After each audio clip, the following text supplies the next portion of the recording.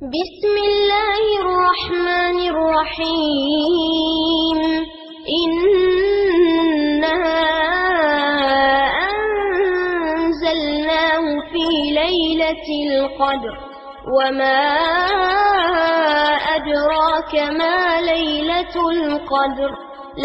السلام عليكم ورحمة الله وبركاته.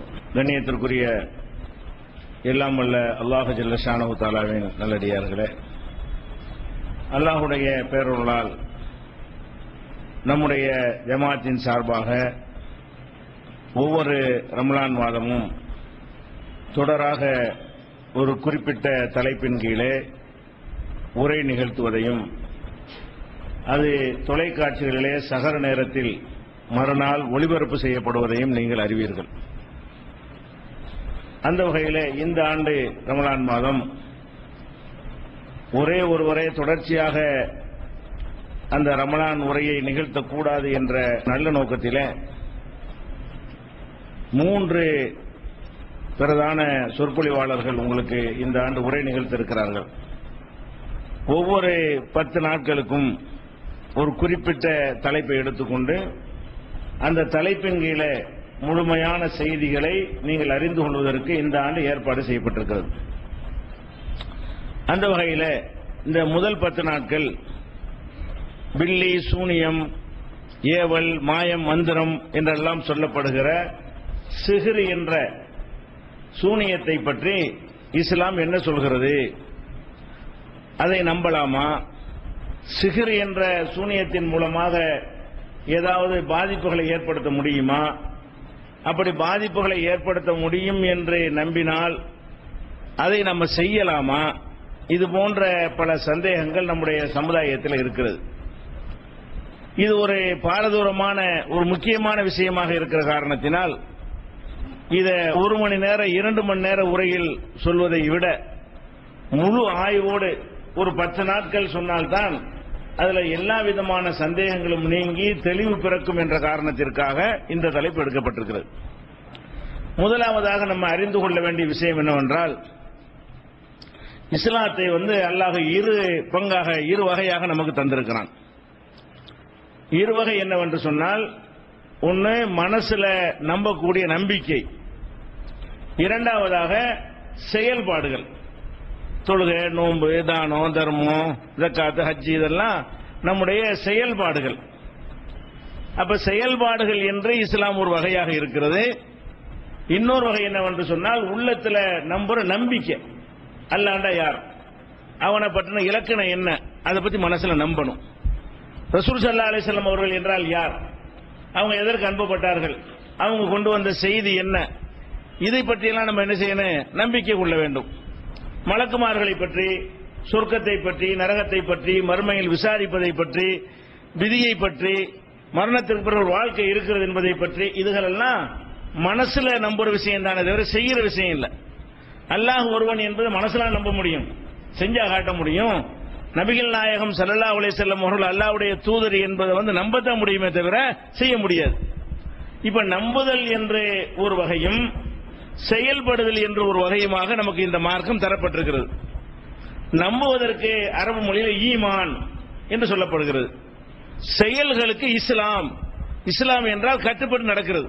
தொழுகை இஸ்லாம், நோன்பு இஸ்லாம், ஜக்காத் இஸ்லாம், தான தர்மங்கள் இஸ்லாம், உதவுறது இஸ்லாம், இதெல்லாம் இஸ்லாம் என்ற பெயரிலையும், இதெல்லாம் ஈமான் என்ற பெயர்ல அல்லாஹ் ஒருவன் என்று நம்புவது, அல்லாஹ்வுடைய ஆற்றலை நம்புவது, அல்லாஹ்வுக்கு புள்ளக்குட்டி இல்லை நம்புறது, அல்லாஹ்வுக்கு எந்த தேவையும் இல்லை நம்புவது, அல்லாஹ் எல்லா சக்தியும், இதெல்லாம் ஈமான். இப்படி ஈமான் என்றும் இஸ்லாம் என்றும் 2 வகையாக நம்முடைய மார்க்கம் வகைப்படுத்தப்பட்டிருக்கிறது. இதை நபிகள் நாயகம் ஸல்லல்லாஹு அலைஹி வஸல்லம் அவங்க வாழ்ந்த காலத்திலேயே இதை நமக்கு தெளிவாக விளக்கி இருக்கிறாங்க. எப்படி விளக்கி இருக்கிறாங்கன்னு கேட்டா, ரசூல் ஸல்லல்லாஹு அலைஹி வஸல்லம் வாழ்ந்த காலத்தில் ஜிப்ரீல் அலைஹிஸ்ஸலாம் அவர்கள் ஒரு நாள் வருவாங்க, மனித வடிவத்தில் வருவாங்க. நல்ல தூய்மையான வெண்மையான ஆடை அணிந்து கொண்டு வருவார்கள். அப்ப நபிகள் நாயகம் ஸல்லல்லாஹு அலைஹி வஸல்லத்துக்கு முன்னாடி அவர்கள் அமர்ந்து ஒவ்வொரு கேள்வியாக கேட்பாங்க.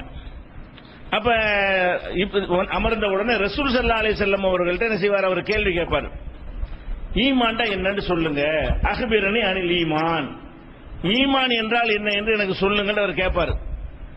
அப்ப ரசூல் ஸல்லல்லாஹு அலைஹி வஸல்லம் சொல்லுவாங்கன்னா, அன்துமின பில்லாஹி, அல்லாஹ்வை நம்பணும், ஓ மலாய்கத்திஹி அவனுடைய வானவர்களை நம்பணும், ஓ குத்துபிஹி அவன் கொடுத்த வேதங்களை நம்பணும், ஓ ருசுலிஹி அவன் அனுப்பிய தூதர்களை நம்பணும், விதியை நம்பணும், மறுமையை நம்பணும் என்று நபிகள் நாயகம் ஸல்லல்லாஹு அலைஹி வஸல்லம் அவர்கள் சொல்வார்கள். அப்ப அவர் என்ன சொல்வார்னா, சதக்த கரெக்டா சொன்ன. அவர் கேள்விதான் கேட்க வந்திருக்காரு.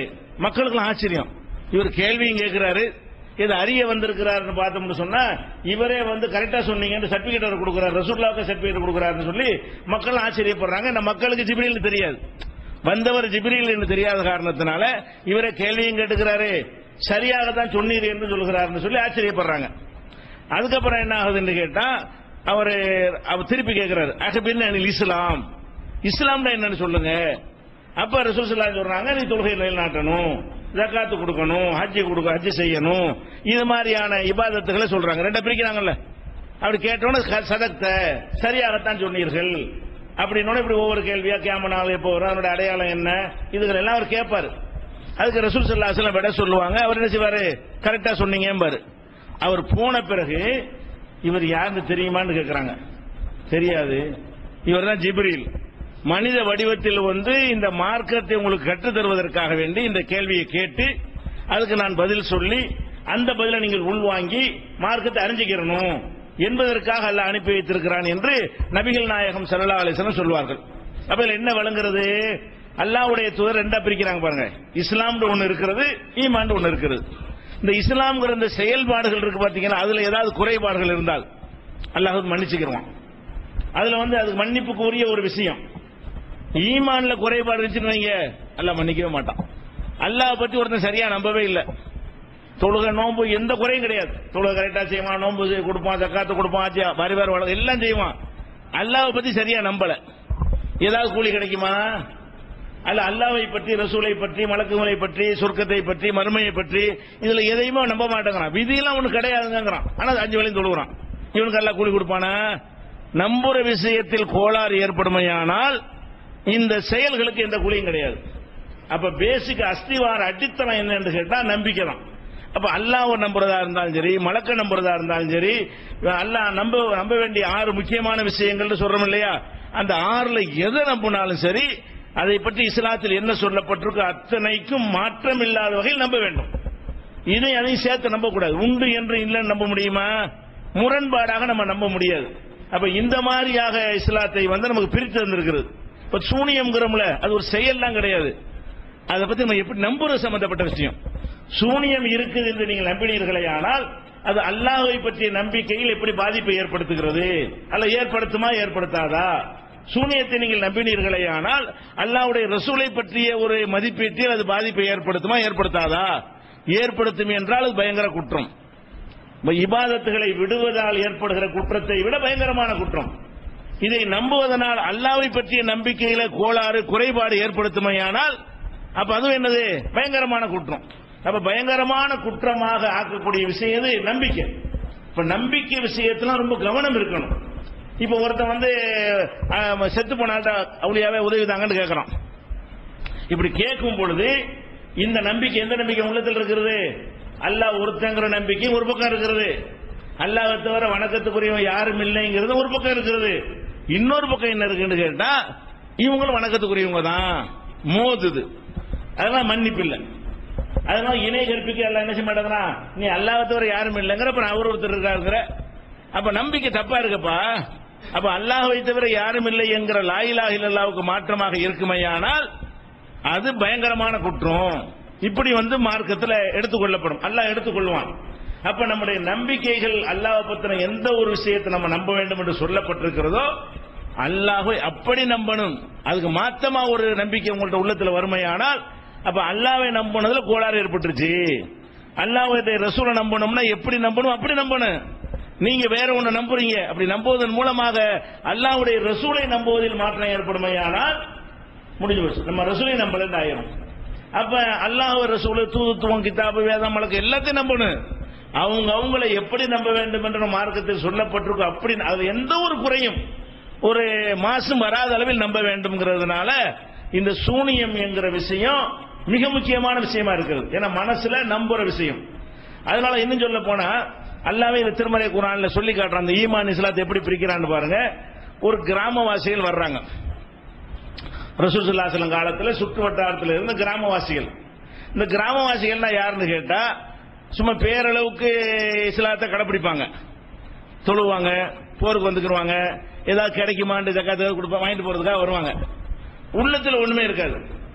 ரசூல் ஸல்லல்லாஹு அலைஹி வஸல்லம் பத்தின எந்த விஷயமும் உங்களுக்கு தெரியாது.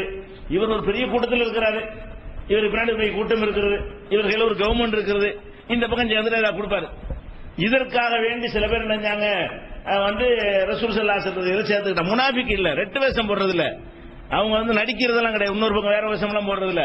இவங்க இதை ஏற்றுக்கொண்டது எதுக்குன்னு கேட்டா இந்த துணியால கொஞ்சம் நல்லா இருக்கலாம், இதுக்கு கொஞ்சம் காடை சரி சுத்திக்கிட்டு இருந்தோம், இவர் ஒரு கவர்மெண்ட் உண்டாக்குன பிறகு நமக்கு நல்ல கிட்டலாம் செய்யறாரு, கேட்கறதுலாம் முகமது நபி தர்றாரு, இப்படிங்கிற ஒரு வகையில் ஒரு அபிப்பிராயமும் ஒரு மதிப்பையும் வைத்து இந்த உம்மத்தில் சேர்ந்து கொண்டவர்கள்.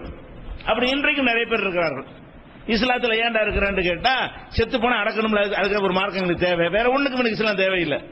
எதனால இஸ்லாத்துல இருக்கிறான்னு கேட்டீங்கன்னா மூத்தா போன பிறகு அடக்கணுமா இல்லையா, அதுக்கு ஒரு சமூகம் எனக்கு வேணுமா இல்லையா, அதுக்காக வேண்டிதான். இது மாதிரியா கல்யாணம் பண்றதுக்கு தனிச்சிருந்தா கல்யாணம் பண்ண இயலாது, இந்த சமூகத்தில் ஒரு அங்கமா இருந்தா கல்யாணம் பண்ணி வைப்பாங்க, பொண்ணு தருவாங்க.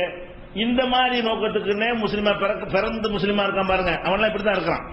அவன் விளங்கி எதற்காக இந்த மார்க் நமக்கு தேவை என்று புரிந்து கொள்ளலாம் இல்ல, அதுக்கான முனாபிக்கும் கிடையாது. இந்த மாதிரியான ஒரு கூட்டம் ரசூல் ஸல்லல்லாஹு அலைஹி வஸல்லம் காலத்தில் இருந்தாங்க. இதை பற்றி அல்லாஹ் குர்ஆன்ல சொல்லி காட்டுறான். எப்படி சொல்றான்னு கேட்டா காலத்தில் அராபு ஆமன்னா, கிராமத்திலிருந்து சில பேர் வந்து ஆமன்னா நாங்கள் ஈமான் கொண்டோம் என்று சொல்கிறார்கள். ஆமன்னா என்ன, நம்பிக்கை கொண்டோம் என்று சொல்கிறார்கள். குல் நபியை நீங்கள் சொல்லுங்கள், லம் தூமினு நீங்கள் நம்பிக்கை கொள்ளவே இல்லை. வேற என்ன செய்யுங்க, வலாக்கின் குல் அஸ்லம்னா இஸ்லாத்துல இருக்கிறோம்னு சொல்லுங்க. ஏதோ தொழுகிறோம், நோன்பு வைக்கிறோம், அதை செய்யறோம், கரெக்டா செய்யறோம். ஆனா என்ன கிடையாது, நம்ப வேண்டியது கரெக்டா நம்பல.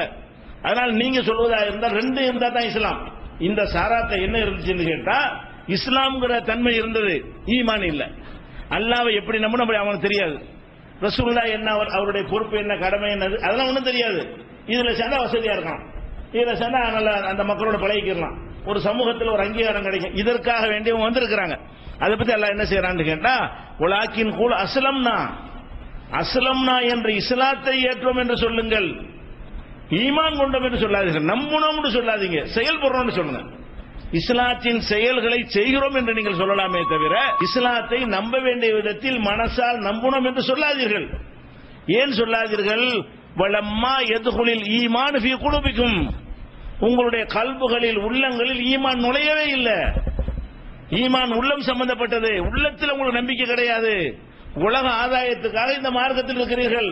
அப்ப முஸ்லீம் லிஸ்ட்ல நீங்க இருந்துக்கணுமே தவிர முஃமின் லிஸ்ட்ல இருக்க முடியாது என்று அல்லாஹ் அப்படி வகைப்படுத்தலாம் பாருங்க. ஈமான் வேற இஸ்லாம் வேற, ரெண்டு இணைந்தாத்தான் இந்த தீனுக்குள்ள நம்ம வர முடியும், அல்லாஹ்வுடைய இயற்கையான மார்க்கத்தில் வர முடியும். இதை நம்ம பார்க்கிறோம். அதே மாதிரி இது சூரத்துல் ஹுஜராத்ல 14-15 வசனத்தில் எல்லாம் இருக்கிறது. அதே போல இன்னொரு இடத்துல அல்லாஹ் சொல்லி காட்டுறான் பாருங்க. ஒரு மனிதன் அல்லாஹ்வை கரெக்டா நம்பிட்டான், அல்லாஹ்வுடைய நம்பிக்கையில எந்த விதமான மாசும் கிடையாது. ஒரு நெருக்கடியில வெளிப்படையா அதுக்கு மாத்தமா நடந்துட்டான். எப்படி நடக்கிறான், ஒருத்தன் கத்தியை காட்டி என்ன செய்யறான், இயேசுதான் அல்லாஹ்னு சொல்லு, கடவுள்னு சொல்லுங்கிறான், இல்லாட்டி கொன்னு விடுவேங்கிறான். நீங்க தனியா போயிட்டு இருக்கிறீங்க, ஒரு துப்பாக்கி கொண்டு காட்டி என்ன செய்யறான், முருகன் தான் கடவுள்னு சொல்லு, நடக்கிறத வேற அப்படிங்கிறான். உங்க மனசுல என்ன இருக்குது, அல்லாஹ் தான் கடவுள் இருக்கிறது, அதில் எந்த ஒரு குறையும் கிடையாது, உறுதியா நம்புறீங்க. ஆனா இவன் என்ன செய்யறான், உங்களை மிரட்டுறான். மிரட்டும் போது என்ன செய்யறீங்க, உயிருக்கு பயந்துகிட்டு சுட்டு போடுவானே, செத்து போயிருவோமே, இப்போதைக்கு இந்த சொல்லிட்டு அப்புறம் கரெக்டா நடந்துக்குருவோம் அப்படிங்கிற ஒரு நிலையில ஒருத்தன் எடுத்து என்ன செய்யறான்னு கேட்டா, சரிப்பா முருகன் தான் கூட என்ன செய்ய ஆளை விடு வந்துட்டீங்க. இது குற்றமான குற்றம் இல்லை. நீங்க வாயினால சொன்னது குஃப்ரான வார்த்தை, வாயினால சொன்னது பயங்கரமான வார்த்தை, அல்லாஹ் இல்லைன்ட்டீங்க, அல்லது அல்லாஹ் இல்லாத ஒருத்தன் அல்லான்ட்டீங்க, கடவுள்ட்டீங்க, மனிதனை கற்பனை பார்த்தவங்களை தெய்வம்னு சொல்லிட்டீங்க. இது பயங்கரமான குற்றம். இது ஒரு சாதாரண நிலையில் சொல்லியிருந்தீர்களே ஆனால் கடுமையாக குற்றம் பிடிக்கப்படுவீர்கள். ஆனால் இதில் அல்லாஹ் எப்படி சொல்றான்னு கேட்டா, இல்லாமன் உக்ரிஹ வ கல்புஹு முத்மஇன்னும் பில் ஈமான், கல்புல ஈமான் அப்படி அமைதியாக உட்கார்ந்து இருக்கும் பொழுது, உறுதியாக உட்கார்ந்து இருக்கும் பொழுது வெளிப்படையாக முன்ன பின்ன சொன்னவனுக்கு எந்த குற்றமும் கிடையாது. மனசுல கரெக்டா இருக்குது, வாயினால குபுர சொல்லிவிட்டீங்க. அப்ப அல்லாஹ் எதை கவனிக்கிறான் வழங்குதா, இதுதான் முக்கியம். ஒரு நெருக்கடிக்காக வாயினால தான் சொல்லிவிடுவோம், உயிரை காப்பாத்து கலவர நேரங்கள்ல உயிரை காப்பாத்துறதுக்காக வேண்டி நான் முஸ்லீம் இல்லடா ராமசாமி தான் சொல்லிட்டு போயிடலாம்.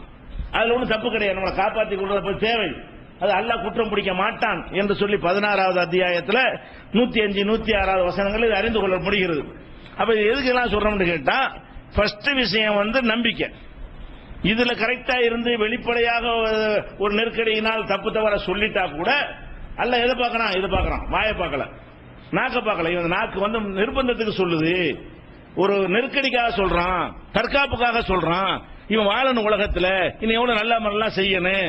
ஏன்னா வெளி உலகத்தை பார்க்கறவனுக்கு இதெல்லாம் குற்றமா தெரியும். மனசை பார்க்கற அல்லாவுக்கு இதெல்லாம் குற்றமா தெரியாது. மனசு தான் கரெக்டா இருக்கு, அல்லாஹ் தெரியுமா, எல்லாம் ஸ்கேன் பண்ணி பார்த்துட்டு இருக்கான். உள்ளத்துல கரெக்டா இருக்கு. இவன் கடுகளவு கூட இவன் ராமர் முருகன் கடவுள் நம்பவே இல்லை, அல்லாஹ் தான் நம்பிக்கிட்டு இருக்கிறான். வாய் தான் சொல்லுது, அது நெருக்கடிக்காக சொல்லுது, ஒரு பயந்துகிட்டு சொல்லுது, தொலைஞ்சு போ அப்படின்னு சொல்லி விட்டுருவேன் சொல்லி அல்லாஹ் சொல்வது என்ன விளங்குகிறது? இது கரெக்டா இருக்கணும். நம்புற விஷயம், அல்லாஹ் பத்தி நம்புற விஷயத்துல ஒரு குறைபாடு வந்துச்சு என்றால் மறுமையே பாழாயிரும்.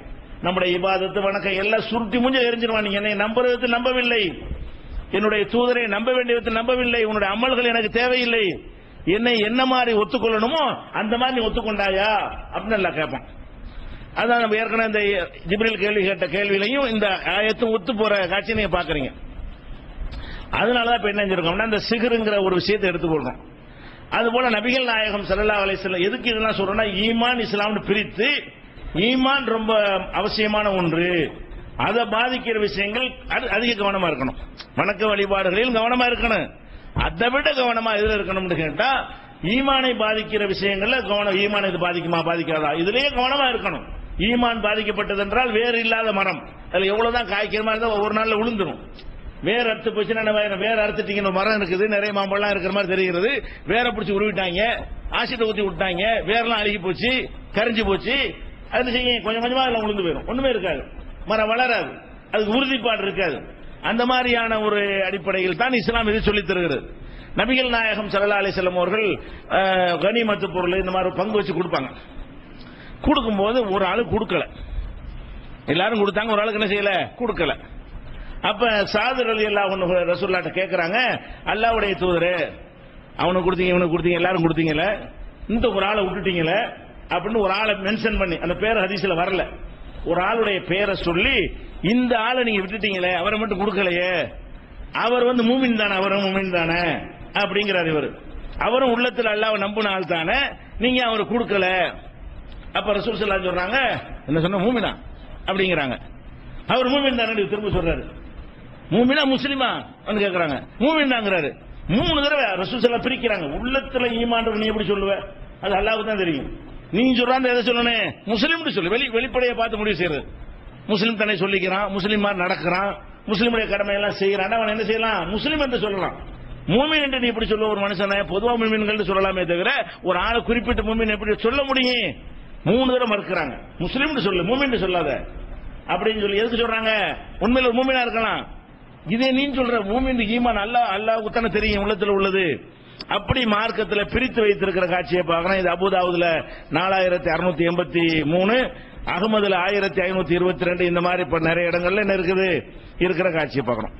அப்ப அதனால இப்ப என்ன செய்யறோம்னா, நம்ம ஃபர்ஸ்ட் சிகருங்கிறது இருக்குல்ல, அது ஒரு அமல செயலா, சிகருன்னு ஒரு செயலா, நம்பிக்கையா, நம்பிக்கை. அப்ப சிகரு என்பது நம்பிக்கை சார்ந்த விஷயமா இருக்கிறதுனால அதை நம்பலாமா நம்ப கூடாதா, நம்புனா என்னென்ன பாதிப்பு ஏற்படும், அப்படி ஒண்ணு இருக்குதா இல்லையா, இருக்குது என்று நம்பினால் என்ன விளைவு ஏற்படும், இல்லை என்று நம்பினால் என்ன விளைவு ஏற்படும், இதை நம்ம அறிந்து கொள்ள வேண்டும். இது ஃபர்ஸ்ட் மனசுல பதிய வைத்துக் கொள்ள வேண்டிய முக்கியமான விஷயம். அடுத்ததாக இப்ப இந்த சிகரு சம்பந்த எடுத்துக்கொண்டீர்களே, ஆனால் முஸ்லிம்கள் மத்தியில பெரும்பாலான அதிகமான மார்க் அறிஞர்கள் சொல்றவங்கள என்ன செய்யறாங்க, சிகரு ஒண்ணு இருக்குது, அதை வைத்து என்ன வேண்டாலும் செய்யலாம், நல்லா இருக்கிறவன் கிறுக்கனாக்கிடலாம், பொண்டாட்டி பிள்ளைய பிரிச்சு போடலாம், கைகால முடக்கிடலாம், செத்தவனை கூட உசுராக்கலாம், உசுரா இருக்கணும், அப்படி சொல்றவங்க இருக்கிறாங்க. எக்ஸ்ட்ரீமா போய் செத்தவனை கூட உசுராக்க முடியும், உசுரா இருக்கிறவனை கூட சாவடிச்சிட முடியும், இந்த சிகரை கொண்டு என்ன வேண்டாலும் செஞ்சிடலாம், எதை வேண்டாலும் வீழ்த்தி விடலாம் என்கிற கருத்து தான் அதிகமான முஸ்லிம் அறிஞர்களுடைய கருத்தாக இருக்கிறது.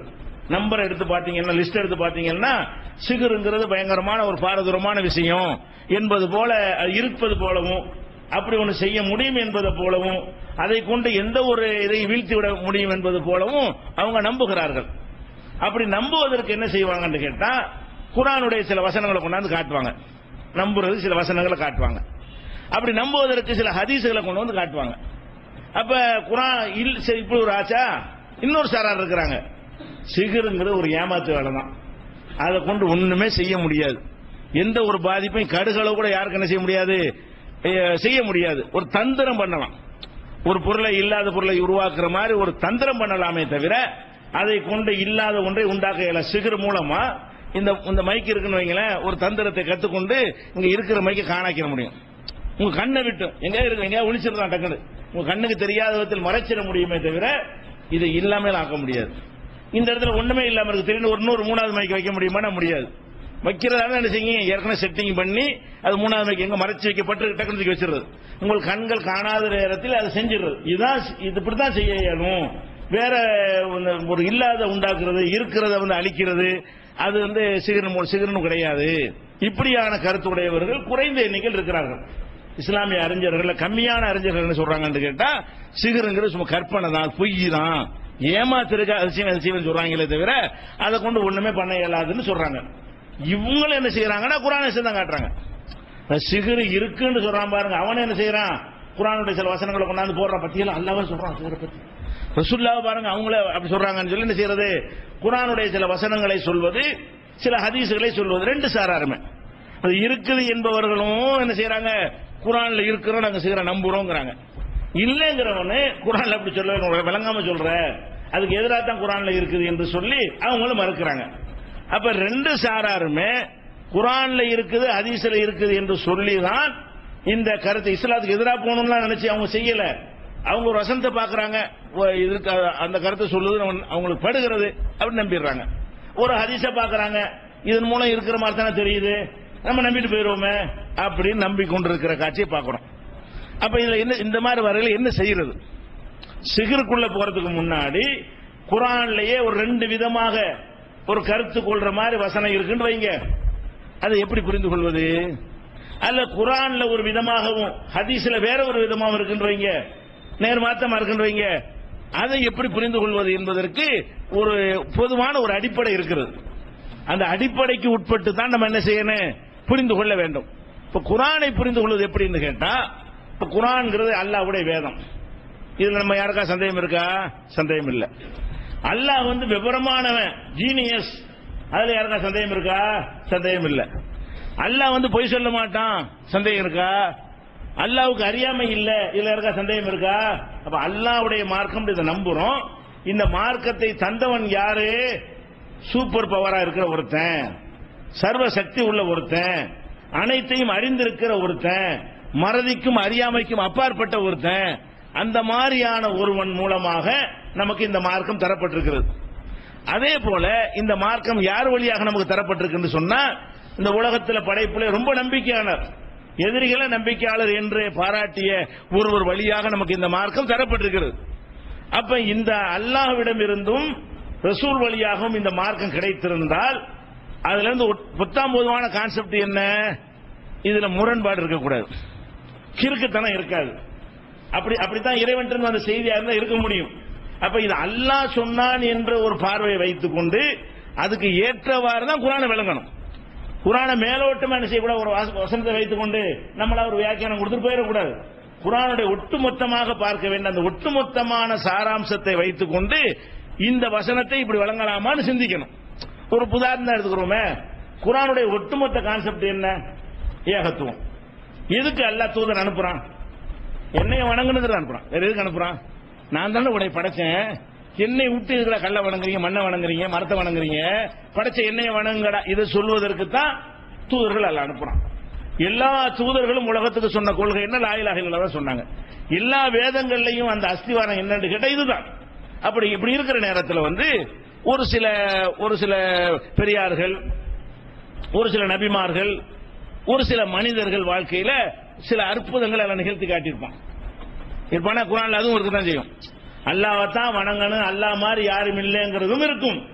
அதே நேரத்தில் பாத்தீங்கன்னா சில மனிதர்கள், இறை தூதர்களான மனிதர்களா இருக்கட்டும், இறை தூதர் அல்லாத சில நல்லடியார்களா இருக்கட்டும், அவங்க வழியாக சில அதிசயங்கள் அல்லாஹ் வந்து நிகழ்த்தி காட்டி இருப்பான். இதை பார்த்த உடனே உதாரணம் மரியம் அலைஹிஸ்ஸலாம் இருக்கிறாங்க. அவங்க வந்து சின்ன குழந்தையா இருக்கும்போது பள்ளிக்கு நேர்ச்சை செய்து விடப்பட்டாங்க.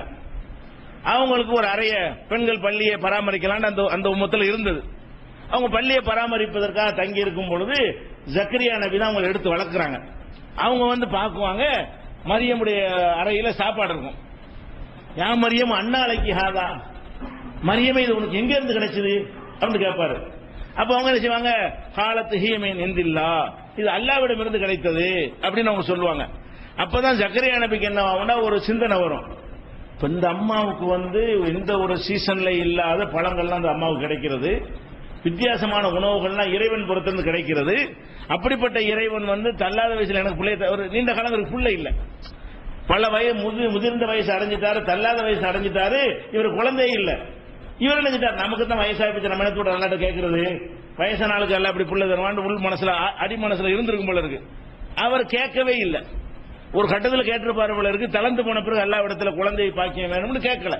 அப்ப இந்த அம்மா மரியம் சொன்ன உடனே அவருக்கு என்ன செய்யுதுன்னா, ஆஹா மரியமுக்கு வந்து இந்த சீசன்ல இல்லாத கனிகளை எல்லாம் அவங்க அறையில இருக்கிறது, அவங்களுக்கு கிடைக்கிறது என்று சொன்னால் எனக்கு எல்லாம் தள்ளாத வயசுல குழந்தையை தரமாட்டான். ஹுனாலிக தஆ ஜக்கரியா ரப்பஹு, அப்போதுதான் ஜக்கரியா இறைவனிடத்தில் பிரார்த்தனை செய்தார். என்ன செஞ்சாரு, இறைவா என் எலும்புகள்லாம் தளர்ந்து போய்விட்டது, முடியெல்லாம் நரைத்து விட்டது, என் மனைவி வேற பிள்ளை பேர் இல்லாமல் இருக்கிறாள், கிழவியாக இருக்கிறாள், இருந்தால் நான் நம்பிக்கை இழக்க மாட்டேன், எனக்கு ஒரு பிள்ளையை கொடுன்னு கேட்கிறாரு. அல்லாஹ் ஒரு பிள்ளையை கொடுக்குறான்னு வைங்க, யஹ்யாங்கிற ஒரு பிள்ளையை அல்லாஹ் கொடுத்துட்டான். இப்ப இந்த சம்பவம் குர்ஆன்ல பார்த்துட்டு என்ன செய்யறது, பார்த்தீர்களா, மரியம் அலைஹிஸ்ஸலாம் அவர்களுக்கு ஒண்ணுமில்லாமல் உணவு கிடைத்தது, இது மாதிரி பெரியார்கள்ட்ட நீங்க கேட்டால் தருவார்கள் அப்படிங்கிறது. இது குர்ஆன்ல இருக்கிற விஷயம் தான் இது. இதை அவன் எப்படி புரிகிறான்னு பாருங்க. இது ஒரு அதிசயம். அல்லாஹ் வந்து அவங்களுக்கு செஞ்சு கொடுத்தான், மரியம் செய்யல. இதுக்கு மரியத்துக்கு எந்த சம்பந்தமும் இல்லை. அல்லாஹ் யார் மீது அருள் புரிய நினைத்தானே ஆனால் அவன் யாருக்காவது அதிசயமா கூட கொடுப்பான். இன்னைக்கு தட்டனா விழுந்து நொறுங்கி போச்சு, சட்னியா தான் ஆயிருக்கணும். இப்ப கொஞ்ச நேரத்துக்கு வந்து 2 பேரும் எடுத்தாங்க, நடந்து சிரிச்சிட்டு வர்றாங்க. அது ஒரு மூலம் விழுந்து கூட சட்னியா போனவன் கை கால் உடைஞ்ச கூட ஒரு பக்கம் இருக்கிறான். அல்லாஹ் நாடினால் 2 ஒரு ஆம்பளையும் பொம்பளையும் எடுக்கிறாங்க. சகஜமா சாதாரண மனிதர்களை போல நடந்து வருகிறார்கள். ஒரு அதிசய செய்தியாக சொல்றான்.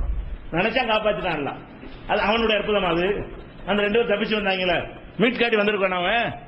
அவனை காப்பாற்றணும் அல்லாஹ் ஏற்பாடு பண்ணி ஒரு செட்டிங் பண்ணுனா அதை லா இலாஹ இல்லல்லாஹ்வுக்கு மாற்றம் இல்லாம தானே விளங்கணும். இவன் என்ன செய்யறான் பார்த்தீர்களா, ஒரு மரியம் அலைஹிஸ்ஸலாம் பாருங்க, பெண் அவுலியா, அதான் ஆத்தங்கர அம்மாட்ட நாங்க போறோம். அப்ப இதுவும் குர்ஆன் ஆதாரம் தான். இவன் சொல்வது குர்ஆனுடைய ஆதாரம் தானே. குர்ஆன் ஆதாரத்தை எப்படி சொல்லணும், ஒட்டுமொத்த குர்ஆனுடைய கான்செப்ட் என்னடா, அல்லாஹ்வை தவிர யாரையும் வணங்க கூடாதுங்கிறது கான்செப்ட். அதுக்கு மாற்றம் இல்லாமல் இதெல்லாம் புரிஞ்சுக்க. இந்த சம்பவத்தை மறுக்கல, குர்ஆன்ல இருக்கிறது. மரியம் அலைஹிஸ்ஸலாத்துக்கு அல்லாஹ் அதிசயமா கொடுத்தான் என்று அப்படி விட்டுட்டு போயிருந்தமே தவிர, அதனால நானும் மரியத்தை வணங்குவேன், நான் போய் அவங்கள்ட்ட கும்பிடுவேன், நான் மேரிய 3வது கடவுள் ஆக்குவேன் என்று அவர்கள் போனது போல போக முடியுமா? அப்ப குர்ஆன்ல இருக்குது என்பதை இப்படி புரிந்து கொள்ளக்கூடாது. குர்ஆன் ஒட்டுமொத்தமா ஒரு என்ன செய்தியை சொல்கிறது, என்ன கொள்கையை வைக்கிறது, அதுக்கு ஏற்ற வகையில் தான் எந்த சம்பவத்தையும் வழங்கணும். குர்ஆன்ல எந்த மாதிரி சம்பவங்கள் சொல்லப்பட்டாலும் சரி, அது லா இலாஹ இல்லல்லாஹ் என்பதற்கு உட்பட்டு தான் அதுக்கு விளக்கம் கொடுக்கணுமே தவிர, லா இலாஹ இல்லல்லாஹ்வுக்கு எதிரான விளக்கத்தை கொடுத்தால் அது குர்ஆனை விளங்குறது ஆகுமா? அது ஆகாது. அப்ப ஒட்டுமொத்தமா குர்ஆனுக்கு ஒரு கருத்தை இஸ்லாம் சொல்லுகிறது. அதே மாதிரி இப்ப உதாரணமா எடுத்துக்கொள்ளுங்களேன். இப்ப குர்ஆன்ல ஒழுக்கத்தை பத்தி ரொம்ப இஸ்லாம் பேசுகிறது. ஆணுடைய ஒழுக்கம், பெண்ணுடைய ஒழுக்கம், பார்வையை தாழ்த்தி கொள்ள வேண்டும், ஆடைகள் சம்பந்தமா இஸ்லாம் பேசுகிற அளவுக்கு யாருமே பேசல. இது இஸ்லாத்தினுடைய ஒழுக்கமான ஒரு செய்தின்னு வைங்களேன். இதுக்கு மாத்தமா உங்களுக்கு ஒரு செய்தி சொல்லப்படுது. எப்படி வருது, ரசூல் ஸல்லல்லாஹு அலைஹி வஸல்லம் அவர்கள் ஒரு அந்நிய சொந்தமோ பந்தமோ இல்லாம, மகரம் இல்லாம, மனைவி இல்லாம, அக்கா தங்கச்சி இல்லாம ஒரு அந்நிய பெண்ணோட போய் தனியா உட்கார்ந்து பேசிட்டு இருந்தாங்க. அங்க போய் படுத்து தூங்கிட்டு வருவாங்க அப்படின்னு சொல்றாங்கன்னு வைங்க. இப்ப நீங்க என்ன பண்ணணும், அப்படி தலையாட்ட கூடாது. ஒட்டுமொத்த இஸ்லாமிய கான்செப்ட் என்ன, குர்ஆனுடைய கான்செப்ட் என்ன, இதெல்லாம் ஒழிக்க தானே அந்த மார்க்கம் வந்துச்சு. இப்படி எல்லாம் இஷ்டத்துக்கு எதுவும் பண்ணிடக்கூடாது என்ற தடை செய்வதற்கு தானே அந்த மார்க்கமே வந்திருக்கிறது. அப்படியான ஒரு மார்க்கத்தில் அல்லாஹ்வுடைய இப்படி செஞ்சிருப்பாங்களா என்பதற்கு ஏற்பத என்ன செய்யணும், அது விளக்கம் கொடுக்க முடியுமா? அல்லது தாயா இருப்பாங்களா, தங்கச்சியா இருப்பாங்களா, மகரமா உறவு இருப்பா, ஒண்ணும் இல்லையா, அது பொய். இது அணுகிற முறை. ஒட்டுமொத்த குர்ஆனுடைய கான்செப்டை வைத்துக் கொண்டு அதுக்கு மாற்றா அதுக்கு எதிரான ஒரு விஷயங்களை என்ன செய்யக்கூடாது, விளங்கிக் கொள்ளக்கூடாது. இது குர்ஆனை அணுகக்கூடிய ஒரு விதம்.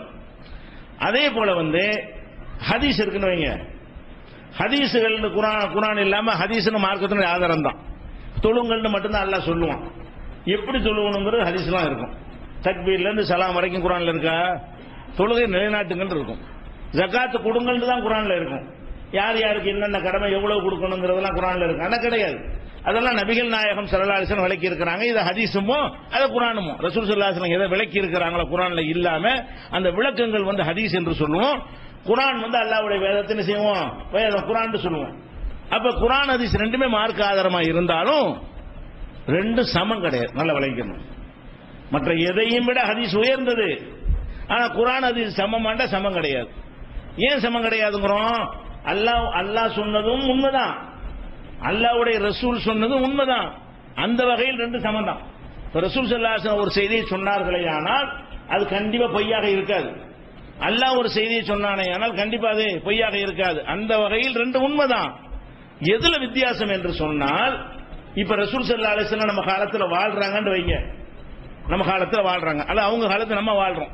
அப்படி வாழும்போது குர்ஆன்ல இருந்து ஒரு வசனத்தை வச்சு ரசூல் ஸல்லல்லாஹு அலைஹி வஸல்லம் சொல்றாங்க உங்களுக்கு. அடுத்து அவங்களா ஒரு செய்தி உங்களுக்கு சொல்றாங்க. ரெண்டையுமே உங்க காதால கேட்கறீங்க. ரெண்டுமே வஹி தான். இதுல ஒன்னு வசந்தது ஒன்னு தாழ்ந்ததுன்னு கிடையாது. இரண்டுமே அல்லாஹ்வுடைய செய்தி தான். ரெண்டு சமமானதுதான். இதுல மாற்று கருத்து கிடையாது. அதே நேரத்தில் அவங்க வாழாத, அவங்க மரணித்து பல ஆண்டுகளுக்கு பிறகு நம்ம வாழ்ந்து கொண்டிருக்கிறோம். அவங்க சொன்ன செய்தி இருக்கு இல்லையா, அதை நம்ம கேட்கல. ஒருத்தர் வழியா ஒருத்தர், ஒருத்தர் வழியா ஒருத்தர், ஒருத்தர் வழியா ஒருத்தர் என்று செவி வழியாக பிறகு புத்தகமாக எழுதப்பட்டு அந்த புத்தகத்தை சிலர் படித்து அப்படி என்ன செய்யுது, நமக்கு அந்த செய்திகள் கிடைக்கிறது. ஹதீஸுகள் ரசூல் ஸல்லல்லாஹு அலைஹி வஸல்லம் காலத்திற்கு பிறகு ஒருத்தர் ஒருத்தர் வழியாக வருகிறது. இப்படி வரக்கூடிய நேரத்தில் இந்த ரெண்டும் நமக்கு சேர்ந்து இருக்குதுல, அதுல பெரிய டிஃபரண்ட் இருக்குது. இப்ப குர்ஆன் நமக்கு சேர்ந்து இருக்குல்ல, இது குர்ஆன் என்று சொன்ன அறிவிப்பாளர் யாரு? இந்த குர்ஆன் ஒரு வேதம் சொன்னாங்க இல்லையா, இந்த வேதத்தை ரசூல் ஸல்லல்லாஹு அலைஹி வஸல்லம் காலத்துல ஒரே ஒரு ஆள் இதுதான் குர்ஆன் என்று சொன்னாரா, ஒட்டுமொத்த மக்களும் சொன்னார்களா? ஒட்டுமொத்த மக்களும் சொன்னார்கள். கவர்மெண்டே சொன்னுச்சு. ரசூல் ஸல்லல்லாஹு அலைஹி வஸல்லத்துக்கு பிறகு அமைந்த ஒரு அரசாங்கம், அபூபக்கர் சித்திக் தலைமையில் அமைந்த ஒரு அரசாங்கம் ரசூலுல்லாஹ்வுடைய அந்த குர்ஆனுடைய பிரதிகள் எல்லாம் தொகுத்து இதுதான் ரசூல் ஸல்லல்லாஹு அலைஹி வஸல்லம் நமக்கு தந்தது, இதுதான் அல்லாஹ்விடமிருந்து வந்தது என்று ஒட்டுமொத்த உம்மத்தும் முடிவு செய்து இதுதான் வேதம் என்று சொன்னார்கள். அனைவரும் இதை அறிவிக்கிறாங்க. இதனுடைய அறிவிப்பாளர் யார்? குர்ஆனுடைய அறிவிப்பாளர் எல்லா சஹாபாக்களும்.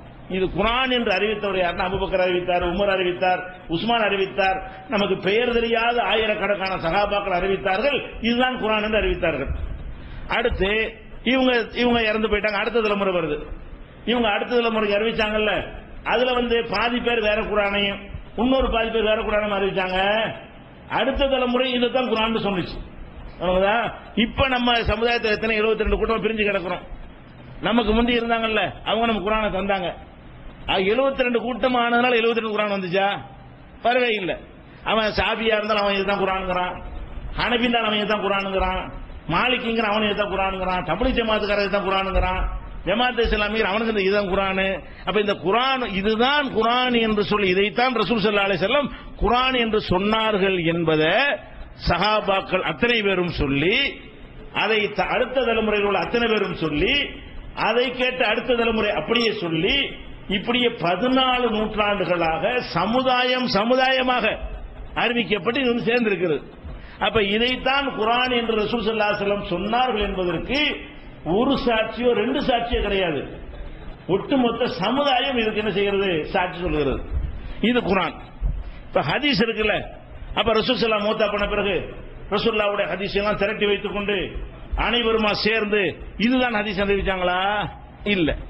ஹதீஸ்களை திரட்டவும் இல்லை, அதுக்கு எந்த முயற்சி செய்யவும் இல்லை, அதை தூக்குறதுக்கான எந்த வேலையும் அல்லாஹ்வுடைய ரசூலும் செய்யல. அபூபக்கர் உமர் யாருடைய ஆட்சி காலத்திலும் 4 கலீஃபாக்களுடைய ஆட்சி காலத்திலையும் இந்த குர்ஆனை தான் தொகுப்பதற்கு பாடுபட்டு நம்மகிட்ட கொண்டாந்து சேர்த்தார்களே தவிர ஹதீஸ்களை என்ன செய்யல, அது ஒரு புஸ்தகமாக்கி தந்த ஒரு குழப்பம் இருந்திருக்காது. அவங்க காலத்திலேயே குர்ஆனை கொடுத்த மாதிரி ரசூலுல்லாஹ் எல்லாரும் வா நீங்க கேட்டதெல்லாம் சொல்லுன்னு உட்கார வச்சு 50 பேர்கிட்ட கேட்டு எழுதி அவ்வளவு பேர் இதா ஹதீஸ் சொல்லி இருந்தார்களே, ஆனால் அப்படியே தலைமுறையா சேர்ந்திருக்குமே, ஆனால் ஹதீஸ்லயும் டவுட் வராது. 100% ரசூலுல்லாஹ் சொன்னதான்னு வந்துடும். இது எப்படி வருகிறது தெரியுமா? ரசூலுல்லாஹ் அப்படி கையை உயர்த்தினார்கள் ஒரு ஹதீஸ் வருதுன்னா இது எத்தனை பேர் சொல்றாங்க? 2 பேர் தான் சொல்லுவாங்க. பல்லாயிரக்கணக்கான சஹாபாக்கள் தொழுது இருக்கிறாங்க, ரசூலுல்லாஹ் பின்னாடி பார்த்திருக்கிறாங்க, அவங்கள்ட்ட கேட்டு இருக்கிறாங்க. ஆனாலும் இந்த செய்தி எத்தனை பேருடைய தான் வரேன்? ஒரு 2 பேர் சொல்லியிருப்பாரு. அந்த 2 பேர் அடுத்த தலைமுறையில் ஒரு 3 பேருக்கு சொல்லுவாரு. அந்த 3 பேர் அடுத்து ஒரு 4 பேருக்கு சொல்லுவாரு. இப்படியாக ஒருத்தர் 2 பேர், சிலது ஒருத்தர் மட்டும் சொல்லுவாரு. சில ஹதீஸ் எப்படி இருக்கு? அவ்வளவு மக்கள் வாழ்ந்த சபையில் நடந்த ஒரு சம்பவம் ஒருவர் சொல்லுவார், ஒரே ஒரு சஹாபி தான் சொல்லியிருப்பார், மத்த யாரும் சொல்லி இருக்க மாட்டாங்க. அப்ப அந்த ஒருத்தர் வழியா தான் நமக்கு சேர்ந்திருக்கு. இப்படி யார் சொன்னா, உனக்கு யார் சொன்னா, உனக்கு யார் சொன்னான்னு கேட்டா எங்க போய் முடியும்? ஒரே ஒருவர் சொல்லுகிறார்.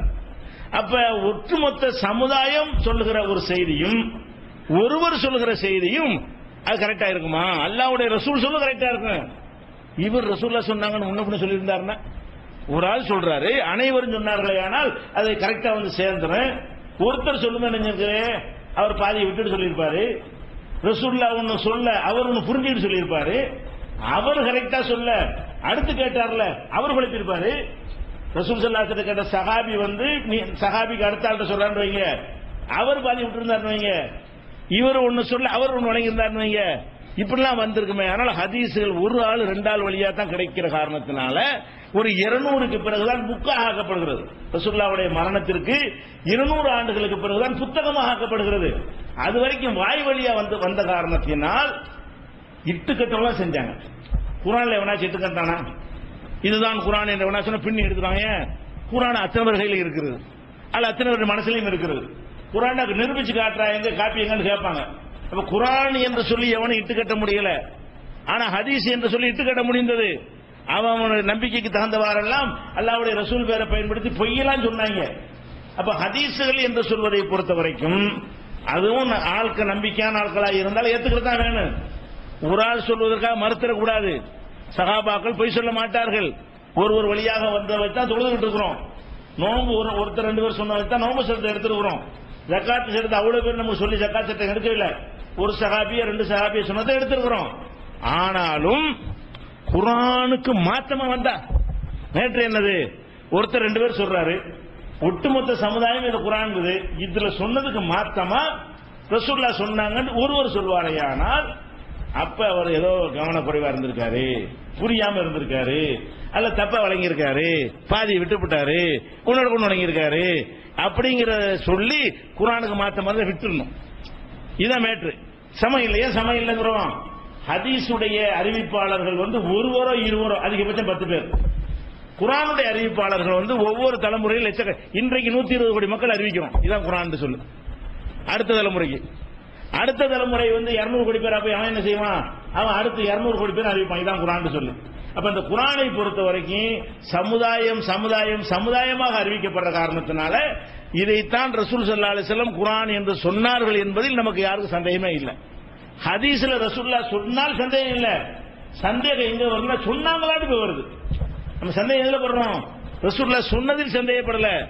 ரசூலுல்லாஹ் சொன்னதாக இவர் சொல்றாரு, இவர் கேட்டுதான் சொல்றாரா, குழப்பி சொல்றாரு, குர்ஆனுக்கு மாத்தமா இருக்குது, மறந்துட்டு சொல்றாரா, இஸ்லாமிய கான்செப்டுக்கு மாத்தமா இருக்குது அப்படின்னு சொல்லி குர்ஆனுக்கு எதிராக வறுமையானால் அப்ப நம்ம என்ன செய்யணும்? குர்ஆனுக்கு மாத்தமா இருந்தா ரசூலுல்லாஹ் சொல்லி இருக்க மாட்டாங்க.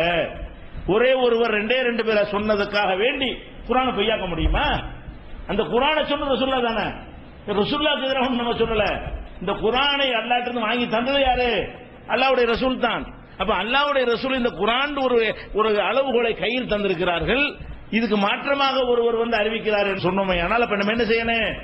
அதை தள்ளி விட்டுட்டு இதை எடுத்துக்கணும். இந்த ஒரு அடிப்படையை நீங்க விளங்கிக்கணும். புரிந்து கொள்வது சொல்றேன் கேளுங்களேன். ஒரு ஹதீஸ் இது புகார்ல இருக்கு. சிகருக்கு போறதுக்கு முன்னாடி இதெல்லாம் உங்களுக்கு பேசிக் தேவை. குர்ஆன் ஹதீஸை எப்படி அணுகணும்னு தெரிஞ்சாதான் இந்த சிகர் சம்பந்தமா ஹதீஸ் வருது அப்படிலாம் சிலர் உங்கள்கிட்ட கேட்பாங்க. அவங்கள்ட்ட இதை நீங்க திருப்பி கேட்கணும். என்ன கேட்கணும்னா, புகாரியில 3359வது ஹதீஸ். இதுல என்ன இருக்குன்னு கேட்டா, நபிகள் நாயகம் ஸல்லல்லாஹு அலைஹி வஸல்லம் அவர்கள் பள்ளியை கொல்லும், பள்ளி இருக்குல்ல செவுத்துல ஒட்டிட்டு இருக்கும்ல, அந்த பள்ளியை கொல்லுமாறு கட்டளையிட்டார்கள். பள்ளியை கொல்ல சொல்லி கட்டளையிட்டார்கள். இது மட்டும் வந்ததா நம்பிட்டு போயிடலாம். இது எந்த ஒரு ஆயத்துக்கு மாற்றம் கிடையாது. பள்ளியை கொல்ல சொல்லி கட்டளையிட்டார்கள்னா கொண்டுட்டு போகலாம்ல, அது ரசூலுல்லாஹ்வுடைய கட்டளை. இது வரைக்கும் வந்திருந்தால் பிரச்சனை இல்லை. ஏன் கொல்ல சொன்னார்கள் தெரியுமா? அது பிறகு வருது. அதுல ஏன் கொல்ல சொன்னார்கள் என்றால், கான என்பு அலா இப்ராஹிம், இப்ராஹிம் அலைஹிஸ்ஸலாத்தை நெருப்பு ஒதுக்கி போட்டாங்க. அவர் காலத்தில் இருந்த ஆட்சியாளர்கள் அவர் ஏகத்துவ கொள்கையை சொன்னதுக்காக வேண்டி அவரை நெருப்பு குண்டம் வளர்த்து அதில் ஒதுக்கி போட்டாங்க. போட்டு நெருப்பு வளர்க்கும் போது இந்த பள்ளி இருக்குல்ல, அந்த கல்ல எல்லா ஜீவன்களும் தண்ணியை கொண்டாந்து ஊற்றி அணைக்கப்படுச்சான். இந்த பள்ளி மட்டும் என்ன செஞ்சான், பக்கத்தில் ஊதி ஊதி விட்டுச்சான். இந்த பள்ளி அந்த நெருப்பை, இப்ராஹிம் அலைஹிஸ்ஸலாத்துடைய போடப்பட்ட அந்த நெருப்பை ஊதி பெரிதாக்கியது, அதனால் கொள்ளுங்கள் என்று ரசூல் ஸல்லல்லாஹு அலைஹி வஸல்லம் சொன்னார்கள். பயன்படுத்தணும். ரசூல் ஸல்லல்லாஹு அலைஹி வஸல்லம் என்ன சொன்னார்களாம், பள்ளியை கொள்ளுங்க, இது மட்டும் என்ன கொண்டுட்டு போயிட்டு இருக்கலாம். நேற்று எதுக்கு கொள்ளணும் என்று கேட்டால், இப்ராஹிம் நபி நம்ம ஏகத்துவ இமாம் அவர் தான், அல்லாஹ்வுடைய கலீல் உற்ற நண்பர், அவரை எரிக்கிறதுக்கு தீயை மூட்டி இருக்கிறாங்க. அதை இது போய் ஊதி விட்டு செய்து பெருசாக்குது, ரொம்ப நல்லா எரியட்டுமே செஞ்சிச்சு. இதை பார்க்கும்போது நம்ம என்ன செய்யணும், இது ரசூலுல்லாஹ் சொன்னாதான் வருது. இதை ரசூலுல்லாஹ் சொன்னது மறுக்கல, ரசூலுல்லாஹ் சொல்லி இருக்க மாட்டார்கள் மறுக்கணும். ரசூலுல்லாஹ் சொன்னதை நம்ம ஏத்துக்கிறதுக்கு அர்த்தம் கிடையாது. நம்ம என்ன செய்யறோம், இப்படி ரசூலுல்லாஹ் சொல்லுவாங்களா? இதை குர்ஆனை தந்த ரசூல் ஸல்லல்லாஹு அலைஹி வஸல்லம் அவர்கள் குர்ஆன் வழியாக ஒரு சமுதாயத்தை முன்னெடுத்து சென்ற அல்லாஹ்வுடைய தூதர் இப்படி சொல்லுவாங்களா? எப்படி இதை வழங்கணும் என்று கேட்டால், இப்ப பள்ளி இருக்குல்ல, அது பக்கத்தில் உள்ள ஒரு ஜீவனா? இல்ல. அதுக்கு இப்ராஹிம் நபியை தெரியுமா? அது தெரியாது. அது இவர்தான் இப்ராஹிம் நபி, இதுக்கு தான் இதை பண்றாங்க அப்படின்லாம் அதுக்கு விளங்குமா? அப்படியான எந்த ஜீவனுக்கும் எல்லாம் கொடுக்கல. ரெண்டு பேருக்கு தான் கொஸ்டின், ஜின்னுக்கும் மனுஷனுக்கு தான் கொஸ்டின். யாருக்கு தான்? பகுத்தறிவு கொடுக்கப்பட்டவர்களுக்கு தான் அல்லாஹ் கேள்வி கேட்பானே தவிர இவைகளுக்கு கிடையாது. இவைகள் அல்லாஹ்வுக்கு எதிராக போகாது, எல்லாமும் அல்லாஹ் கட்டுப்பட்டு நடக்கக்கூடியவை. பள்ளி எதுக்கு அல்லாஹ் படைச்சுக்கன்னா அது அந்த வேலையை பார்த்துட்டே இருக்கும். அது தேடிக்கிட்டு இப்ராஹிம் போடப்பட்டது, இப்ராஹிம் நபி அறிஞ்சிருக்கு. என்ன விளங்குது? அதுக்கு தௌஹீதே தெரிஞ்சிருக்குது. இப்ராஹிம் நபி சொல்ற கொள்கை என்ன, அவர் எதிரியுடைய கொள்கை என்ன, இந்த கொள்கை தப்பு, அந்த கொள்கை சரின்னு ஈமான் குப்ரு இப்லீஸ் மாதிரி ஆக்குறாங்க. பள்ளிங்கிற ஒரு ஜீவன் அது ஒரு இப்லீஸுக்கு எப்படி ஷிர்க்குக்காக வேண்டிய பக்கபலமா நிற்பானோ, தீமையான காரியத்துக்கு பக்கபலமா நிற்பான். அது மாதிரி என்ன செய்யுது, சரியான வேலை செய்யறாங்க, நம்ம போய் நம்ம ஏதாவது ஹெல்ப் பண்ணுவோம் இப்படின்றெல்லாம் வரும் என்பது ஒட்டுமொத்த குர்ஆன் கான்செப்டுக்கு வருமா? ஒட்டுமொத்த குர்ஆனுடைய கான்செப்டுக்கு ஏற்ப இது இல்லை என்று சொன்னால் இது ஒண்ணு. சரி, அடுத்து அது பெரிய நெருப்பு போய் ஊதுறதுக்கு போக முடியுமா? எரிஞ்சு சட்னியாயிராது. கொஞ்சம் தூரம் போகும்போதே சுருண்டு விழுந்துரும். அதுகிட்ட போய் ஊதி விட்டுச்சான்.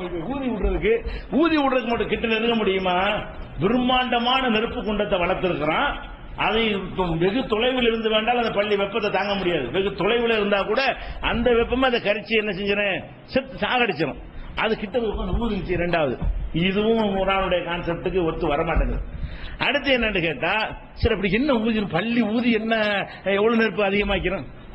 பள்ளி அந்த வாயிலிருந்து வரக்கூடிய அந்த காற்று எந்த அளவுக்கு அது நெருப்பு அதிகமாக்கி பயங்கரமான பாதிப்பை ஏற்படுத்தணும், அதுவும் ஒரு லாஜிக்காக இல்லை. சரி, இன்னொரு இஸ்லாமிய அடிப்படை, இஸ்லாமிய ஃபண்டமெண்டல் என்ன இருக்குன்னு கேட்டா, ஒருவர் சுமையை ஒருவர் சுமக்க மாட்டார். அப்படி செஞ்சிருக்கணும். ஒரு பள்ளி செஞ்சா மற்ற பள்ளியை கொள்ளணும், அந்த பள்ளி கொள்ளு. எந்த பள்ளி அதை ஊதுனுச்சோ, ஏதோ ஒரு பள்ளி ஊதுனுச்சா இல்லையா? அல்ல, பள்ளிகள் அனைத்து பள்ளியும் திரண்டு போய் லட்சக்கணக்கா கோடிக்கணக்கான பள்ளிகள்லாம் போய் செஞ்சா, அப்படி செஞ்சா கூட இப்ப உள்ள பள்ளி என்ன செஞ்சு? அப்ப ஆதம் அலைஹிஸ்ஸலாம் செஞ்ச தப்புனால நாங்கெல்லாம் பாவியா பிறக்கிறோம், அதை மறுக்கிறோம். நம்ம ஆதம் தப்பு செஞ்சா நாங்க ஏன்டா பாவிங்கிறீங்க? ஆதம் தானடா பாவி, எங்களுக்கு என்னடா இருக்குன்னு கேட்கறமா இல்லையா?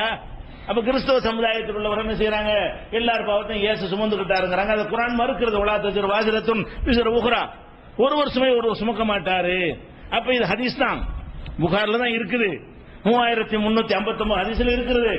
இதுல பள்ளியை கொள்ளுங்கன்னு மட்டும் வந்திருந்தா நம்ம ஏற்றுக்கொள்ளுது எந்த ஒரு சங்கடமும் இல்ல. இப்ப எதனால பாக்குறோம், ரசூலுல்லாஹ் சொன்னதா வருது. ஒரு சஹாபி தான் சொல்லியிருக்கிறார், ஒருத்தர் தான் சொல்றாரு. அவர்கிட்ட ஒருத்தர் கேட்டிருக்காரு, அவர்கிட்ட இன்னொருத்தர் கேட்டிருக்கிறாரு.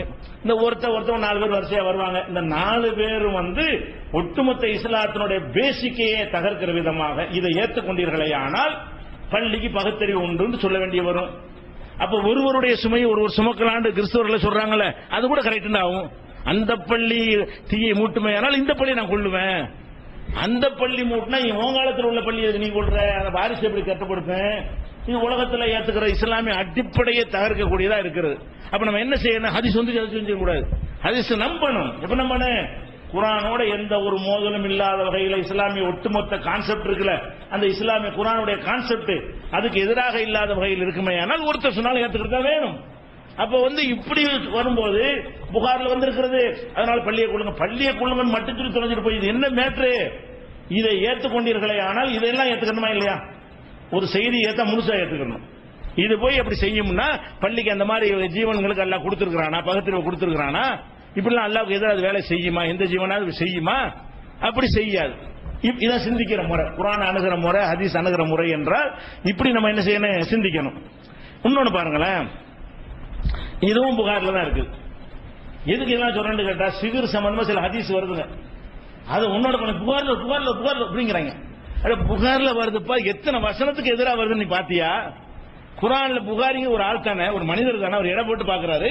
பெருமளவுக்கு அவர் முடிஞ்ச அளவுக்கு ஆராய்ச்சி பண்றாரு, திறமையான ஆள் தான்.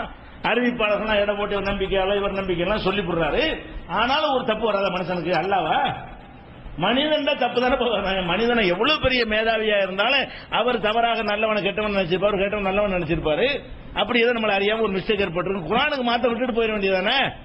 இது தவறான செய்தி புகார்ல இருந்தாலும் ஏதோ ஒரு தப்பா விளங்கி கொண்டு யாரோ உலகி இருக்கிறாங்க. இது ரசூலுல்லாஹ் சொல்லல, அல்லாஹ்வுடைய தூதர் சொன்னதையும் மறுக்க கூடாது, அல்லாஹ்வுடைய தூதர் இதை சொல்லலன்னு மறுக்கணும். எப்படி மறுக்கணும்? ஹதீஸை மறுக்கல, இது ஹதீஸ் இல்லைன்னு மறுக்கணும். நம்ம ஹதீஸை மறுக்கவே கூட, ஹதீஸ் ரசூலுல்லாஹ் சொன்னது. நாம எதை மறுக்கிறோம்? ரசூலுல்லாஹ் சொல்லாத ஒன்று அவங்க சொல்லி என்று தப்பா சொல்லப்படுது. இந்த பள்ளி விஷயமாக சொன்னது ஹதீஸ் அல்ல, ரசூல் ஸல்லல்லாஹு அலைஹி வஸல்லம் பெயரால் சொல்லப்பட்ட ஒரு இட்டுக்கட்டாகவோ அல்லது கவனக்குறைவாக சொன்ன ஒரு பொய்யாகவோ ஒரு பிழையாகவோ தவறாகவோ இருக்கும். இப்படின்னு முடிவெடுக்கணும்னு விளங்கிக்கணும். அதே மாதிரி வந்து நம்ம எல்லாருக்கும் தெரியும், அவ்வளவு ஹதீஸ்கள் இருக்குது. மேராஜுக்கு ரசூல் ஸல்லல்லாஹு அலைஹி வஸல்லம் போனாங்க. மேராஜுக்கு போய் தொழுகை எல்லாம் கடமை எல்லாம் வாங்கிட்டு வந்தா நமக்கு தெரியும். இதெல்லாம் ஏராளமான ஹதீஸ்கள் குர்ஆன் உள்பட எதுல என்ன சொல்லப்படுதுன்னு கேட்டா, நபியாக ஆகி 15 மாசத்துக்கு பிறகு எல்லாம் நடக்குது. ஒரு ஹதீஸ் வருது, ரசூல் ஸல்லல்லாஹு அலைஹி வஸல்லத்துக்கு வஹீலாம் வர்றதுக்கு முன்னாடி, வஹீன்னு நபி அவருக்கு முன்னாடி மேராஜுக்கு அழைத்து சென்றார்கள் வருது. புகார்ல ஹதீஸ் எப்படி வருது? ரசூல் ஸல்லல்லாஹு அலைஹி வஸல்லம் கபல அன் யுஹா இலைஹி. பல ஹதீஸ்கள் புகார்ல கரெக்டா வருது. மேராஜ் சம்பவம் எப்படி நடந்துச்சு இன்னும் சொல்ல போனா அல்லாஹ் குர்ஆன்ல சொல்லி காட்டுறான், சுப்ஹானல்லதி அஸ்ரா பி அப்திஹி லைலம் மினல் மஸ்ஜிதில் ஹராமி இலல் மஸ்ஜிதில் அக்ஸா. மஸ்ஜிதுல் ஹராமில் இருந்து மஸ்ஜிதுல் அக்ஸா வரைக்கும் நான் அவரை அழைத்து சென்றேன் அல்லாஹ் சொல்லி காட்டுறான். அப்ப அது குர்ஆன்ல சொல்லப்படுற, குர்ஆனுக்கு அப்புறம் தான் இதெல்லாம் நடக்கிறது. குர்ஆன் அருளப்பட்டதுக்கு அப்புறம் தான் மேராஜ் நடக்கிறது. இக்ராலாம் வந்து ரசூலுல்லாஹ் ஆன பிறகு தூதரைத்தான் அல்லாஹ் கூட்டிட்டு போறான். தூதர் அவரை முந்தி கூட்டிட்டு போகல. அப்ப தொழுகை கடமையாக தேவையும் இல்லை, தூதரை அவளை இன்னும் பேசிக்கே இன்னும் வரலையே. இதுல ஹதீஸ்ல எப்படி வருதுன்னா, அனஸ் ரலியல்லாஹு சொல்றாங்க, ரசூல் ஸல்லல்லாஹு அலைஹி வஸல்லம் அவர்கள் காபத்துல்லாஹ்வுடைய மஸ்ஜித் இருக்கு இல்லையா, அந்த பள்ளிவாசல்ல இருந்து மூணு மலக்குகள் வந்து அவங்கள இதெல்லாம் வஹிய அவங்களுக்கு அருளப்படுவதற்கு முன்னாடி சென்று சும்மா உரிஜ பிஹில சமா வானுலகத்துக்கு அழைத்து சென்றார்கள். மேராஜுடைய சம்பவத்தில் வருகிறது. இதே மாதிரியான ஹதீஸ் புகார்ல வேற இடங்கள்ல எல்லாம் இப்படி வரல. எப்படி வருது? கரெக்டா வருது. நபியான பிறகுதான் கூட்டிட்டு போக முடியும். வஹியே வரல, அவங்களுக்கு அல்லாஹ்வும் தெரியாது, ஜிப்ரீலும் தெரியாது. அவங்க ஹிரா குகையில் இருக்கும்போது வந்து சொல்லும் போது கூட எனக்கு தெரியாதுன்னு தான் சொன்னாங்க. அப்ப அல்லாஹ் இக்ரான்னு சொல்லும் போது கூட நான் நபி ஆயிட்டேன்னு நம்பல, மனைவிட்ட போய் நான் பயந்துட்டேன்னு தான் சொல்றாங்க. பிறகு வந்து உறுதியான பிறகு என்ன செய்யறது, இறை தூதர் ஆயிட்டோம் அவங்கள நம்புறாங்க. அதுக்கு பிறகுதான் அல்லாஹ் என்ன செய்யறான், இறை தூதர் அந்த அந்தஸ்தை கொடுத்து விட்டு அவங்களுக்கு முக்கியமான தொழுகையை கடமையாக்குவதற்காகவும் இன்னும் பல அல்லாஹ்வுடைய அந்த ஆட்சியுடைய அந்த வல்லமையை காட்டுவதற்காகவும் அல்லாஹ் அழைத்து செல்றான். இது வஹிய அருளப்படுவதற்கு முன்னாடி நடந்துச்சு என்று சொன்ன நம்ம ஏத்துக்க முடியுதா? ஆனா இருக்குது புகார்ல 3570 ஹதீஸ்ல இருக்குது. மேராஜ் நடந்தது நுபுவத்துக்கு முன்னாடி, 40 வயசுக்கு முன்னாடி, நபி அவருக்கு முன்னாடி. அப்படின்னா என்ன, சொர்க்கம் நரகம் தொழுகை எல்லாம் நபி அவருக்கு முன்னாடியே. நபி அவளை இப்படி தொழுகை கடமையாக்கி இருக்கு. அப்படி பல வசனங்கள் சொல்லுதுல, அதுக்கு மாத்தமா வேற குர்ஆனுடைய கான்செப்டுக்கு மாத்தம், பேசிக்கு மாத்தம், பல ஹதீஸ்களுக்கு மாத்தம். இது வந்து நம்ம என்ன செய்யறோம், புகார்ல வந்து பார்ப்போம், ஒட்டுமொத்த தொகுத்து பார்க்கணும். மேராஜை பத்தி மொத்த செய்தி என்ன வருது, குர்ஆன்ல என்ன வருது, மற்ற ஹதீஸ்லாம் என்ன வருது, அதெல்லாம் பார்க்கும்போது எப்படி வஹீக்கு முன்னாடி இப்படி நடந்திருக்க முடியும், இப்படி சிந்திச்சு விளங்குறமா இல்லை. இதை சிந்திக்கிற முறை, குர்ஆனை இந்த மாதிரி சிந்திக்கணும் என்ற பேசிக் யார் உள்ளத்தில் இருக்கிறதோ அவர்களுக்கு தான் சிகிர் சம்பந்தமா தெளிவு கிடைக்கும். சிகிருக்கு நேர போனா உங்களுக்கு தெளிவு. என்ன முழுசா விளக்கணுங்கிறக்காக இதெல்லாம் நான் சொல்லி காட்டுகிறோம். அதே மாதிரி வந்து இப்ப நவீன காலத்தில் வாழ்றோம். நமக்கு சோறு போடுறது விவசாயம் தான். விவசாயத்தை புகழாத ஒரு மதமும் கிடையாது, ஒரு சமுதாயமும் கிடையாது. அவனை வச்சு நம்ம சாப்பிட்டுட்டு இருக்கிறோம். விவசாயம் வந்து சாபத்துக்குரியது கிடையாது. இது அபு உமாமாங்கிற ஒரு சகாபி என்ன சொல்றாங்கன்னு கேட்டா, ஒரு வீட்டில் வந்து கலப்பை இருக்குல்ல, ஒரு கலப்பையையும் விவசாயத்திற்குரிய கருவியையும் பார்க்கிறாரு. அதை பார்த்துட்டு சொல்றாரு, இதை கொண்டாந்து வீட்டில் வச்சுக்கிறீங்க, எந்த வீட்டில் விவசாய கருவிகள் இருக்கிறதோ அந்த வீட்டுக்கு அல்லாஹ் இழிவை தராமல் விடமாட்டான் என்று அல்லாஹ்வுடைய தூதர் சொன்னார்கள் அப்படிங்கிறார். இவர் யார் சொல்றா? அபு உமாமா சொல்றா. ஒரு வீட்டில் கலப்பையை பார்க்கிறாரு, விவசாய பொருளை பார்க்கிறாரு, என்னமோ பயங்கரமான ஒரு ஆபாசமான ஒன்றை பார்த்தது போல கோவப்பட்டு, என்ன வச்சிருக்கிறீங்க, இந்த கலப்பையெல்லாம் வீட்டில் இருக்கலாமா, இந்த மாதிரி பொருளை வச்சா இழிவு தான் வரும், கேவலம் வரும், அல்லாஹ் இழிவுபடுத்தி நாசமாக்கிடுவான் என்று நபிகள் நாயகம் ஸல்லல்லாஹு அலைஹி வஸல்லம் சொன்னார்கள் என்று அவர் மறுக்கிறார். இது புகாரியில 2321 ஹதீஸா இருக்குது.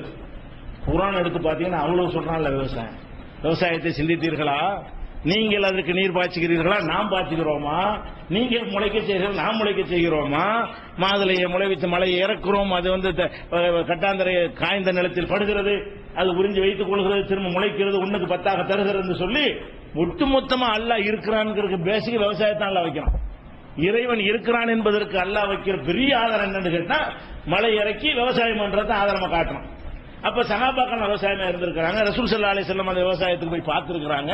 அப்ப அந்த மாதிரி எல்லாம் ஒரு விவசாயம் என்பது இல்லைன்னா சரி, விவசாயம் கெட்டது எல்லாம் விட்டுட செத்துறது தொலைவோம் எல்லாரும். விவசாயமே வேற இந்த காலத்துல வேற என்ன தொலைஞ்சிட்டு போயிடலாம். அந்த காலத்துல விவசாயத்தை விட்டா முடிஞ்சு மூத்த அவ்வளவு முடிஞ்சு வச்சு, விவசாயத்தினால் கிடைக்கிற அந்த உணவை தவிர வேற ஒன்றும் கிடைக்காது. அப்ப அந்த மாதிரியான ஒன்றை அல்லாஹ்வுடைய தூதர் சொன்னாங்கன்னு வருது. கலப்பை வச்சுக்கிறாங்க, விவசாய டிராக்டர் வச்சுக்கிறாங்க, எல்லாம் அதெல்லாம் அடங்கிடும். விவசாய பொருள்லாம் என்ன வந்துடும், டிராக்டர் லாரி என்னென்ன இருக்குதோ, ஏறு கலப்பை எதுவும் வச்சுக்கிற கூடாது, அந்த தொழில் ஈடுபடக்கூடாது என்று புகாரில சொல்லப்பட்டிருக்கிறது. ஆனா ரசூலுல்லாஹ்வுடைய ஒட்டுமொத்த வாழ்க்கையில் சொல்லப்பட்டிருக்கிறது, அவங்க விவசாயத்தை பார்த்திருக்கிறாங்க, போயிருக்கிறாங்க, விவசாயத்தை கற்றுக் கொடுத்திருக்கிறாங்க, ஏன் இப்படிலாம் விவசாயம் பண்ணி கேட்டிருக்கிறாங்க. இன்னும் சொல்ல விவசாயத்துக்கு ஜக்காத்தே இருக்கிறது மார்க்கத்தில்.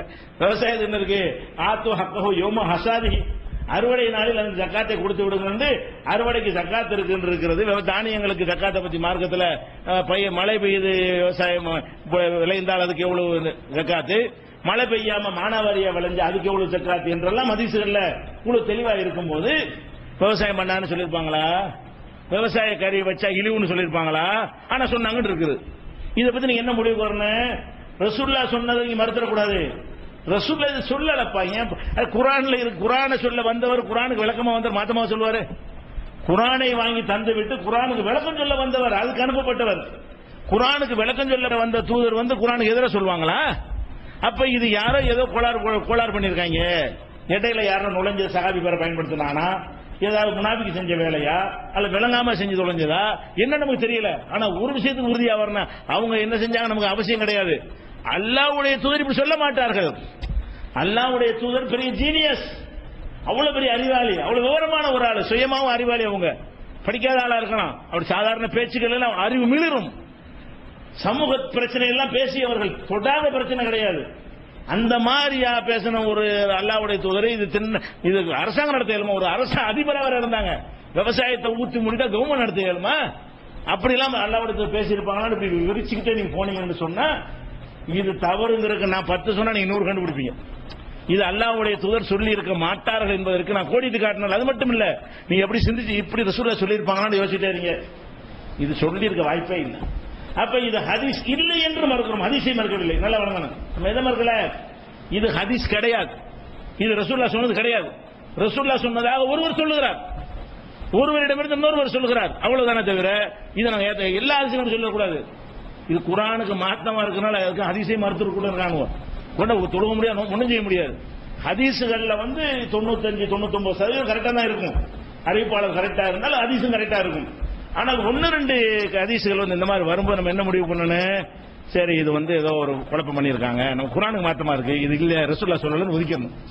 ரசூலுல்லாஹ் சொல்லல இதான் ஈமான். ஈமான் தான் என்னது, ரசூலுல்லாஹ் இதையும் சொன்னாங்கன்னு சொன்னீங்கன்னா அப்ப குர்ஆனை மறுக்கிறது ரசூலுல்லாஹ் சொன்னாங்கன்னு ஆயிடும். இது ரசூலுல்லாஹ் சொன்னாங்கன்னு பள்ளி விஷயத்தை ரசூலுல்லாஹ் சொன்னாங்கன்னு ஒத்துக்கொண்டீர்களே, ஆனால் உங்க ஈமான்ல என்ன வருது, இது அல்லாஹ்வுடைய வேதம் இல்லைன்னு வந்திருக்கு. வேதத்தை எல்லாம் நம்ப சொல்றான், நீங்க என்ன செய்வீங்க, வேதத்தை நம்ப தேவையில்லை, வேதத்துக்கு மாத்தமா உள்ளதையும் நம்பு. அதனால ஈமான் பாதிக்கிறது. இப்ப ஈமான் பாதிக்க கூடாது என்றால் ரெண்டுல ஒரு முடிவுக்கு வா. வேதத்தை நம்புறியா, இதை நம்புறியா? பள்ளியை நம்புறியா? வஹிக்கு முன்னாடி அல்லாஹ் மேராஜ் கூட்டு போயிட்டான் நம்புறியா? வஹி வந்த பிறகுதான் மேராஜ் நம்புறியா? ரெண்டுல ஒண்ணா நம்ப முடியும். முரண்பட்ட ரெண்டையும் நம்ப முடியாது. அது மாதிரி தான் இந்த விவசாய கருவி. இது மாதிரி இன்னும் சில அடிப்படையான விஷயங்கள் இருக்கு. தொடரா 10 நாளும் கேட்டால் முழு தெளிவு கிடைக்கும். விடாமல் என்ன சொன்னீங்க, மொத்தமா சிந்தித்து பார்த்தீர்களே ஆனால் இந்த சிகருக்கான தெளிவான விளக்கத்தை அறிந்து கொள்வீர்கள்.